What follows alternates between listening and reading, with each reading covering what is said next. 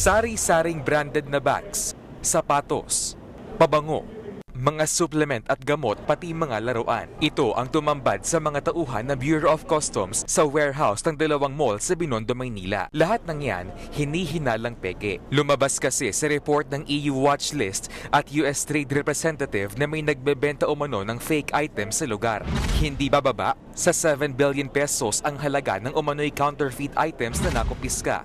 Susuriin ang mga yan ng brand representatives kung talagang peke ba ang mga produkto. At kung peke nga ito, sisirain yan.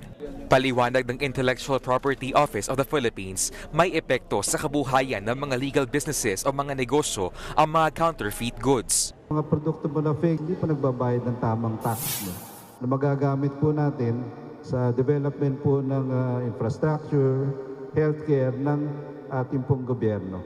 Delikado rin ang mga ibinebentang mga gamot. Baka po imbes na gumanda kayo, ibang kalabasan, no? Paalala ng Intellectual Property Office, tandaan ang 5P para matukoy kung peke ang isang produkto. Ang presyo, packaging, place o lugar kung saan binebenta ang item, promotional message pati na ang mismong produkto. Iniimbestigahan na kung sino ang may-ari ng mga umano'y counterfeit products at kung paano ito nakapasok sa bansa. Nagbabalita mula sa Frontline, JC Cosico, News 5. Mga kapatid, Julius Babaw po. Iba na ang may alam at may pakialam sa panahon ngayon. Para sa Frontline ng mga balita, mag-follow at mag-subscribe sa social media pages ng News 5.